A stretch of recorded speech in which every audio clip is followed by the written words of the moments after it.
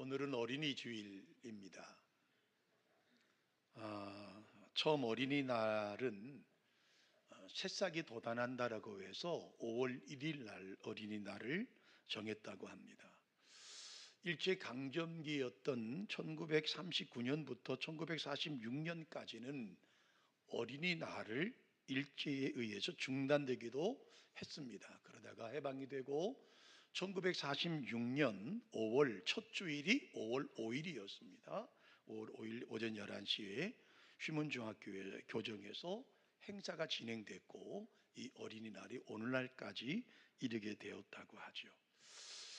여러분, 어린이날 하면 제 머릿속에 가장 먼저 떠오르는 것이 바로 어린이날 어린이 노래 아닐까요? 5월은 푸르구나, 우리들은 잘한다, 오늘은 어린이날, 우리들 세상이라고 하는 이 어린이날의 노래가 떠오르죠. 요즘은 이 노래가 많이 들려지지 않은 것 같은데요. 이 어린이날, 어린이 주일이니까 이 어린이날의 동요를 작사한 분이 있어요. 2003년도에 작곡하셨던 아동문학가였던 윤석중이라고 하는 분이 이 5월은 푸르구나, 오늘은 어린이날이라는 노래를 지었던 분이기도 합니다. 어떤 자료에 보니까요, 이분이 지었던 동시가 1300개나 되고요, 그 중에 800개가 동요가 되어서 사람들이 불려졌다고 하죠. 그 중에 제가 여러분이 좀 알만한 것을 찾아보니까 퐁당퐁당 돌을 던지자, 누나 몰래 돌을 던지자 라고 하는 것도 이 윤석중이라고 하는 분의 아동문학가가 지은 시예요. 기찻길 옆 오막살이, 아기아기 잘도 잔다라는 시도 마찬가지예요. 나란히 나란히 나란히, 뭐 대답 안 하시면 서로 쳐다보다가 뭐 그냥 평범하게 예배 끝내고 내려가지요. 나란히 나란히 나란히, 밥상 위에 젓가락이 나란히 나란히 나란히라는 노래도 이분이 지은 시예요. 무엇이 똑같을까? 젓가락 두 짝이 똑같아요도 이분이 지은 시예요. 아버지는 나귀 타고 장에 가시고 할머니는 건넌 마을 아저씨 댁에라는 노래도 이분이 지은 시예요. 자, 이분은 1300곡의 동요를 만들었고 그 중에 800여 편을 우리가 알 수 있는 노래를 만들었던 분이기도 합니다. 또 5월은 푸르구나, 우리들은 잘한다, 오늘은 어린이날이라고 하는 이 노래를 작곡하신 분이 계세요. 이분이 윤극영이라고 하는 분인데요. 이분도 아동문학가예요. 이분도 찾아보았더니요, 자, 제가 앞에 천창을 하면 여러분 후창을 하셔야 됩니다. 고기를 잡으러 바다로 갈까 노래도 윤극영이라는 아동문학가가 지은 시입니다. 푸른 하늘 은하수, 하늘 쪽배, 뭔가 좀 통하죠. 이것도 윤극영이라는 아동문학가가 지은 곡이에요. 까치까치 설날은 어저께고요, 노래도 이분이 지은 시예요. 고드름 고드름 수정고드름, 보일 듯이 보이지 않는 따옥이라는 노래도 이분이 지은 곡이에요. 그러니까 이렇게 작사하신 분과 작곡하신 분에 의해서 오늘날 이렇게 노래가 5월은 푸르구나, 우리들은 잘한다, 오늘은 어린이날. 그래서 우리 머릿속에 어린이날이라고 하는 이 날을 생각해 보면 넓은 운동장에서 아이들이 체육복을 입고 큰 공을 굴리거나 운동회를 하는 장면들을 늘 우리 머릿속에 떠올려지게 되죠.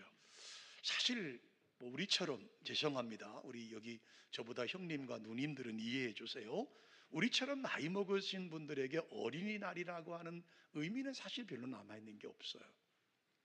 여러분 어떠실지 모르겠지만 제 기억 속에 어린이였던 시절에 어린이날이라는 게 특별한 날이 없었던 것 같아요. 특별하게 뭐 요리를 새로운 음식을 먹었거나 아니면 특별한 뭔가 있었던 것이 없었던 것 같아요. 그냥 그날이 그날이었고, 그날도 여전히 개울가에 가서 물고기 잡는 놀이를 했을 것이고, 아마 부모님을 도와서 농사일을 거들었을 거라고 생각이 들어요. 그게 제 어릴 때 어린날의 기억입니다. 자, 이 시대에 우리 어린이들은 어떤 대우를 받을까? 여러분, 우리 부산은 야구를 참 좋아하십니다. 우리 부산 분들이 많이 좋아하는 각자의 팀들이 있겠습니다만, 야구 중계를 보면 공이 홈런볼이 오거나 파울볼이 와서 어른들이 공을 잡으면 우리 부산 분들이 하는 말이 있죠. 아주랍니다. 아주라. 가끔씩 TV를 보면 부끄러운 어른들이 있어요. 그 공 하나 챙기겠다고 공을 받자마자 아주라는 소리를 들음에도 불구하고 도망가는 어른들이 있어요. 참 못난 어른들이에요. 그런데 사실은 그 야구 중계를 보면 대부분의 어른들은 공을 잡아서 어떡하죠? 아를 줍니다. 아이를 줘요. 아주라. 그래서 그걸 볼 때마다 우리 아이들이 대접받는 것 같은 마음이 들어서 그나마 흐뭇한 마음을 가질 수 있어요. 그럼 여러분, 예수님 시대의 어린이들은 어떤 대접을 받았을 거라고 생각하십니까? 지금부터 한 2000년 전 얘기 아니겠습니까? 예수님 시대의 어린이들은 어떤 대우를 받았을까요? 자, 가장 먼저 떠오르는 것이 오병이어의 기적입니다. 오병이어의 기적의 주인공은 어린아이가 내놓았던 도시락 하나입니다. 물고기 2마리와 떡 5개가 그 5,000명을 먹이고도 12광주리를 남기는 놀라운 기적 현장 아닙니까? 그런데 애석하게도 그 5,000명이라는 숫자에 이 도시락을 내놓았던 어린아이는 포함이 되질 않습니다. 다시 말하면 예수님 당시의 어린아이들은 여자들과 함께 합차는 존재, 숫자에 포함되지 않는 존재로 여겼습니다. 어디를 가나 그저 그림 같은 존재, 그림자와 같은 존재였고, 출입이나 왕래가 자유롭지도 않았던 시대가 바로 2000년 전 예수님 상시 사시던 시대의 모습이었습니다. 자, 예수님보다 더 위로 올라가서 약 한 1500년 이상으로 올라가면 모세의 시대가 떠오르지 않습니까? 출애굽 당시의 숫자를 헤아린 숫자가 50만이라고 성경은 말씀하고 있습니다. 이 60만에도 역시 여자와 어린 아이들은 포함되지 않았습니다.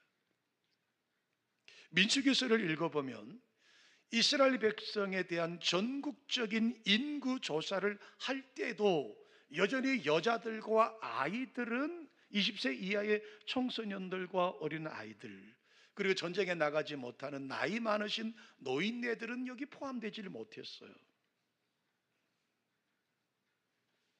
성경이 우리 가운데 소개하고는 우리가 잘 아는 아브라함 시대부터 예수님 시대까지 그저 여인들과 아이들은 그저 잊혀진 존재, 숫자에도 포함되지 않는 존재였을 것입니다.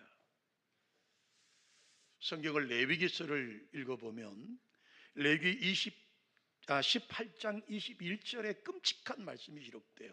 우리 다 같이 한번 보실까요? 너는 결단코 자녀를 몰렉에게 주어 불로 통과하게 하므로 내 하나님의 이름을 욕되게 하지 말라. 나는 여호와니라. 이 무슨 말씀이에요? 몰렉은요, 암몬 족속의 우상이에요.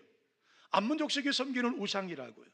이 암몬 족속은 자신의 신이었던 몰렉에게 인신 제사를 드리는 제도가 있었어요. 그러니까 아이들을 제물로 삼았습니다. 여러분, 어린 아이들을 불로 지나가게 하는 인신 제사를 했다라고 한 잔인한 제사법이 있었다라고 하는 거예요.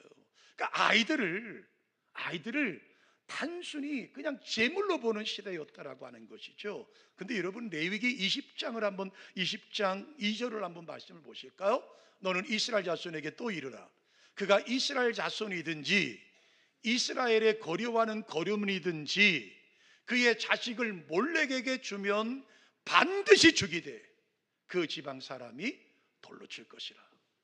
그러니까 이스라엘 백성들이 암몬족에 섬기는 그 몰렉 신에게 자신의 아이를 바치게 되면 그 사람이 이스라엘 민족이든 거기에 이스라엘 민족의 거류한 거민이든지 반드시 돌로 쳐 죽이라고 하나님이 말씀하셨어요. 그것은 무엇을 말씀하고 있습니까? 하나님은요, 어린 아이들을 제물로 드리는 인신 제사를 허용하지 않으셨다라고 하는 것. 그래서 반드시 죽이라고 말씀하세요. 그런데 여러분, 이스라엘 역사를 보면 북쪽 이스라엘의 마지막 왕인 호세아를 보면요,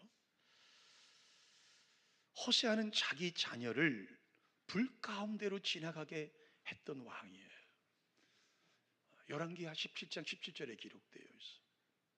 그러니까 하나님에게 그렇게 말씀하시고 율법에 말씀하셨음에도 불구하고 북쪽 이스라엘의 왕이었던 호세아는 자신의 자녀를 불 가운데 지나가게 만들었습니다. 그럼 남쪽 유다, 다윗의 후손들이는 어땠을까요? 남쪽 유다의 12번째 왕이었던 아하스 왕이에요. 여러분, 이 아하스 왕은 히스기야의 아버지였습니다. 그리고 히스기야의 아들이었던 므낫세 왕 14번째 왕도요, 자기 아들들을 불 가운데로 지나가게 했다고 열왕기하 16장에 말씀하고 있습니다. 그렇게도 아이들을 인신 제물로 드리지 말라고 하나님이 율법에 말씀하셨음에도 불구하고 북쪽 이스라엘의 마지막 왕이었던 호세아와 남쪽 유다 땅이었던 12번째와 14번째의 왕이었던 아하스 왕과 므낫세 왕은요, 자신의 자녀를 제물로 드렸던 흔적이 성경에 남아있어요.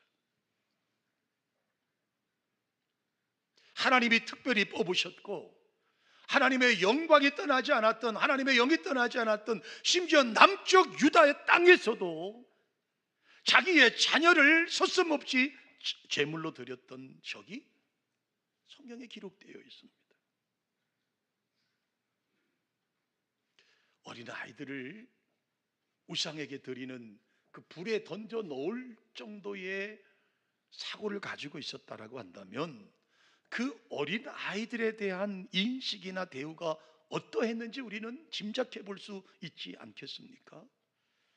그러니까 예수님 당시뿐만 아니라 예수님 당시 이전에도 어린이들을 인격적으로 전혀 대접받지 못했고 여성들도 마찬가지였다라고 하는 거예요.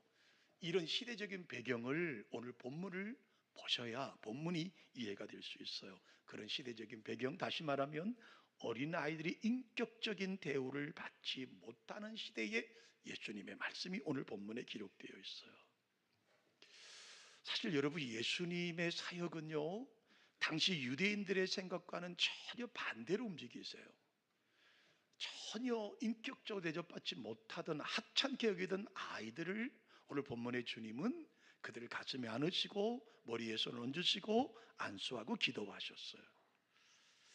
유대인들은 그들과 상종도 하고 싶지 않았던 사마리아 사람들을 주님은 찾아가셨습니다.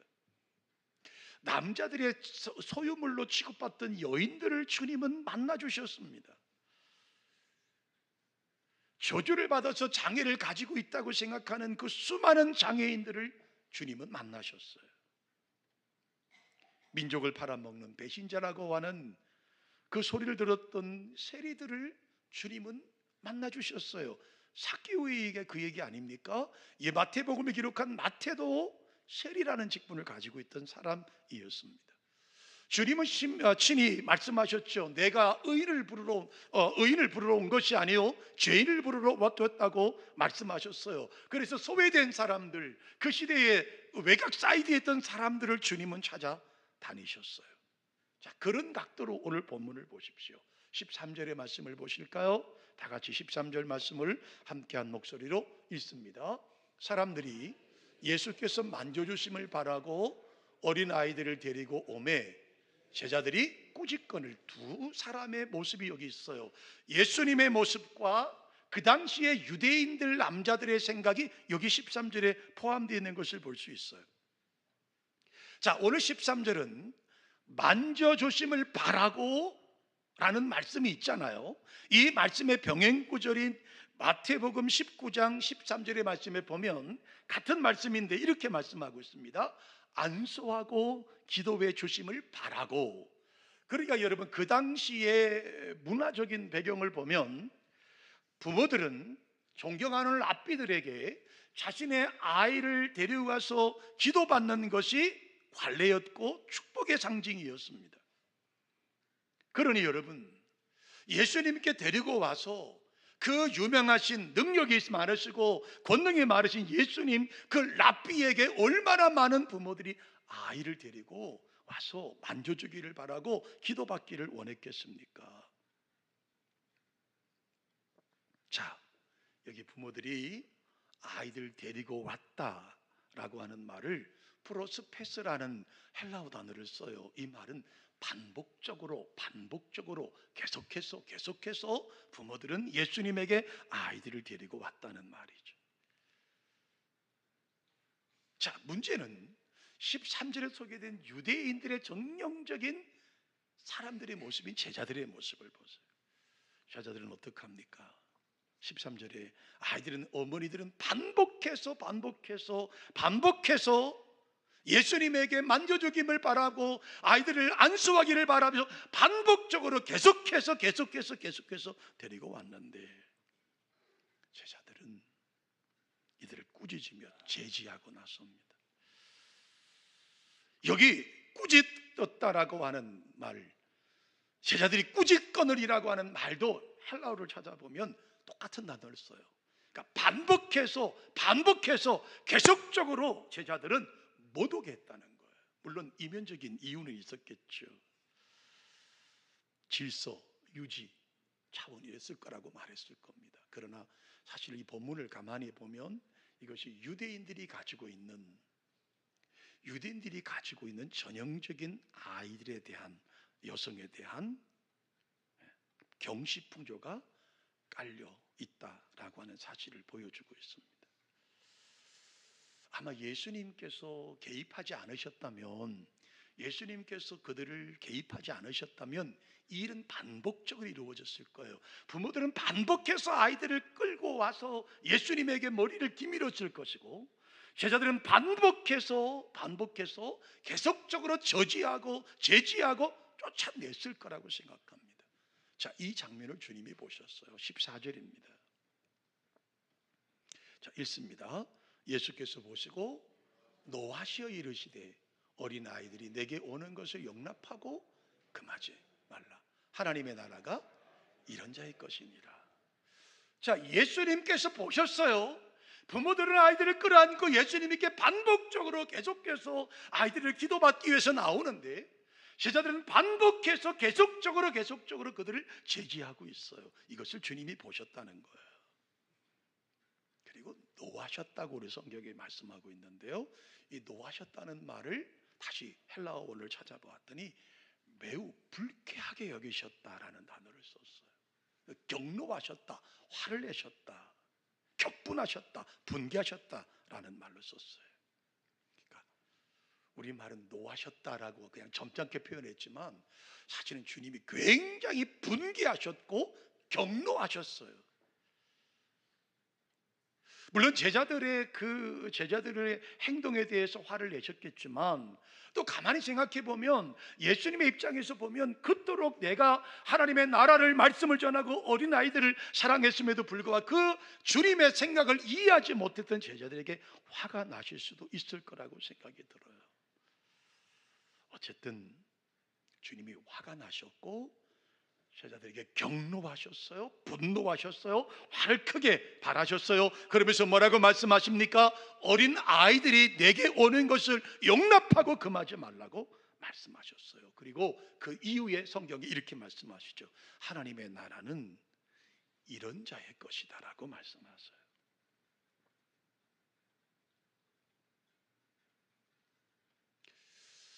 이 예수님에게 부모님들이 기도받기 위해서 아이들을 끌어안고 주님께 나왔는데, 제자들이 막는 과정을 통해서 주님은 용납하고 나에게 오는 거 금하지 말라고 말씀하시면서 뜬금없이 뭐라고 말씀하시냐면 하나님의 나라는 이런 자들의 것이라고 말씀하세요. 근데 여러분 가만히 생각해 보세요. 지금 아이들이 자원에서 나왔나요? 자의적으로 나왔나요? 아닙니다. 아이들이 나온 게 아니에요, 여러분. 아이들은 그저 부모님의 품에 안겨 있을 뿐이에요. 사실은 부모님들이 끝없이 아이들을 데리고 주님에게 나왔습니다. 그런데 주님은 뜬금없이 하나님의 나라가, 천국은 바로 이런 자들의 것이라고 말씀하셨어요. 이런 자들이 누구냐는 거예요. 어른일까요? 오늘 저녁 성경의 문맥상으로 보면 어른들이 아니라 아이들이 주인공이에요. 그렇다면 천국은 누가 소유하느냐? 이런 자, 어린 아이들의 심정을 가진 어린 아이들과 같이 된 사람만이 누릴 수 있다고 말씀할 수 있어요. 그런데 제자들은 그것도 이해하지 못한 채 그 부모들이 아이들을 안고 주님에게 몰려오게 되니까 막아서고 제지하고 돌려보내고 큰 소리를 치게 되는 거예요. 물론 제자들은 나름대로 열심히 했습니다. 주님이 너무 피곤하시니까, 우리 스승이 너무 피곤하시니까 너무나 많은 사람 부모님들이 아이들을 끌어안고 주님에게 오니까요. 그런데 여러분, 그 열심이 사실은 하나님의 나라를 가로막고 있다라고 생각을 해보십시오. 혹시 우리는 그렇게 되지 않을까?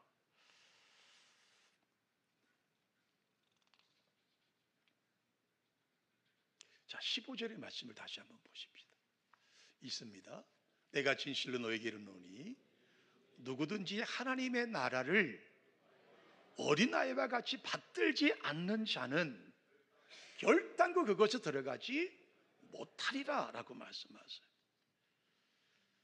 그러니까 주님이 아주 선포하시는 거예요. 뭐라고 선포하십니까? 어린 아이들과 같이 되지 않고는, 어린아이와 같이 되지 않고는 결단코 천국에 들어갈 수 없다라고 단언하시는 거예요. 못 가. 천국은 그렇게 가는 게 아니야 라고 말씀하세요. 하나님의 나라를 어린아이와 같이 받드는 자들만이 하나님의 나라를 소유할 수 있고 갈 수 있다, 이렇게 본문을 직역할 수 있는 것이죠. 그럼 여러분, 어린아이들은 어떤 모습일까요? 많은 설교가들과 많은 주석가들의 해석을 보면 이렇게 해석을 하죠. 어린아이 같은 품성을 지녀야 됩니다. 어린아이처럼 하나님 앞에 연약한 자가 천국에 가는 겁니다. 아이들처럼 순진해야 가는 것입니다 라고 해석이 가능하겠죠. 그런데 저는 오늘 본문을 좀 다르게 해석해 보려고 그래요. 첫 번째로 여러분,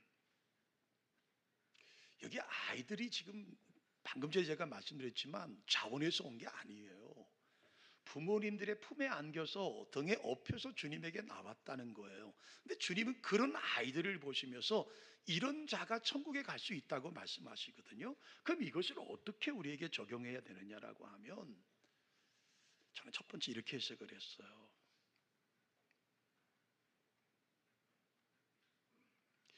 예수님께 나오는 것은 이유가 없습니다. 예수님께 나오실 때 뭔가 거창한 생각으로 나오십니까? 아닙니다. 저는 이 본문을 통해 첫 번째 저에게 주시는 메시지는 뭐냐 하면 예수님께 그저 나오는 자가 복이 있다라고 말씀하고 있는 거예요. 여러분, 이렇게 설교하는 저도 여러분이 주일이 되면 아침에 거울 앞에서 여러분 복장을 갖추시고 거창한 계획을 세우시면 좋겠어요. 야, 내가 오늘 교회 가서 봉사해야지. 내가 오늘 가서 뭘 해야지. 내가 하나님 앞에서 오늘 이렇게 섬겨야지. 근데 사실 오늘 본문에 가만히 말씀해 보면 어린 아이들은 자기의 의지나 자기의 이성적인 판단에 의해서 교회 나온 게 아니에요. 예수님께 나온 게 아니에요. 부모님의 품에 안겨서 나왔을 뿐이에요. 그런데 주님은 그 아이들 같은 사람이 천국을 소유한다고 말씀하셨어요. 그렇다면 첫 번째 본문을 우리에게 주시는 메시지는 여러분, 주님께 나오는 사람이 복 있는 사람이에요. 우리 옆에 사람에게 이렇게 고백하실까요? 당신은 복 받은 사람입니다. 아멘이시죠? 끌려 나왔든 부모 손에 끌려 나왔든 아니면 누구 체면 때문에 나왔던 목사님이 교회 빠지면 그 사모님이 전화하니까 나오셨던 여러분 나온 것이 복이 있다고 성경은 말씀하는 거예요. 그게 첫 번째 저에게 주신 은혜입니다. 두 번째는요, 어머니들의 그 바람이 뭐였으면 하나입니다. 그 하나는 뭐예요? 예수님께 복 받고 싶었던 거예요. 그렇다면 오늘 두 번째 저에게 주셨던 메시지는 뭐냐 하면 한 가지의 목적을 가지고 나오시면 돼요. 그 목적이 뭐예요? 하나님의 복을 누리셔야 돼요. 여러분, 아이들은 복잡하지 않아요. 배고플 때 울면요, 젖을 물리면 끝납니다. 더 이상 울지 않습니다. 투정 부리다가도 장난감 하나 던져주면 끝납니다. 아이들은 단순합니다. 졸릴 때 안아주면 울음이 끝나는 거예요. 자기가 요구하는 것은 한 가지만 해결되면 아이들은 그것으로 충분한 거예요. 이런 모습이 오늘 우리에게 있어야 되지 않을까요? 그럼 여러분 한 가지를 뭐로 정하시겠어요? 그 한 가지를 뭐로 정하시겠어요? 주님 앞에 나올 때 아이와 같은 자가천국을 갖게 되는데, 그럼 여러분 한 가지를 뭐를 가지고 오늘 교회에 오셨어요? 봉사를 가지고 오셨나요? 기도를 가지고 오셨나요? 찬양을 가지고 오셨나요? 저는 오늘 여러분에게 단 한 가지의 욕구를 충족하면 만족할 수 있다면, 그런 자가 천국을 소유하는 것이라면 여러분이 말씀에 만족하는 은혜가 있기를 주님의 이름으로 축원합니다. 말씀, 그러면 그 말씀을 만족하려면 어떻게 하셔야 합니까? 말씀에 집중하셔야 돼요. 말씀에 집중하지 않으면 말씀에 은혜 받을 수 없어요. 물론 전하는 자가 능력이 있고 탁월해야 되겠지만, 그러나 사실 여러분이 하나님께 나오기 전에 하나님, 나 오늘 말씀의 은혜를 주십시오, 말씀의 은혜를 받고 싶습니다, 말씀에 아멘하게 해주십시오라는 그 바람, 그 한 가지만이 우리 가운데 있다면 그가 바로 하나님의 나라를 소유하는 것이죠. 세 번째요, 이 본문이 우리에게 주는 것은 아이와 같은 자가 천국을 누린다고 했으니까 아이는 하나밖에 없어요. 어머니의 곁에 있는 거예요. 그러면 주님에게 축복을 받는 거예요. 아이들은 여러분 어머니가 눈에 띄지 않으면 경기를 하잖아요. 때로는 정말 지겹도록 아이들은 어머니를 좋아하거든요. 어린 아이들에게 부모는 절대적으로 의존할 수 있는 가장 안전한 곳이 바로 어머니예요. 부모님이에요. 어린이들의 입장에서 보면 항상 눈에 보이는 부모님 곁에 눌러 앉고 있고 싶은 것이 아이들의 마음이에요. 여러분, 부모님 곁에 늘 있을 때 안정감을 찾는 것처럼 오늘 우리가 예수님 곁에 있을 때, 예수님과 함께 할 때 우리는 행복을 누리는 것 아니겠습니까? 사랑하는 성도 여러분, 지난 주간에 제가 2박 3일을 자리를 잠시 비웠습니다. 아버지의 기일도 있었고 또 어머니가 좀 안 좋으셔서 어머니를 뵈러 갔다 왔습니다. 어머님이 저에게 하루 종일 운전에 올라간 저에게 아버지에게 가고 싶으시다고, 그리고 저희 어머님이 이번에는 특별하게 저한테 하셨던 말씀 중에 이게 마지막인 것 같아 라는 말씀을 자꾸 되뇌계시는 거예요. 피곤한 몸이지만 어머니를 모시고 강원도 춘천에서 경기도 이천에 있는 호궁원 아버님이 계시기 때문에 모시고 갔습니다.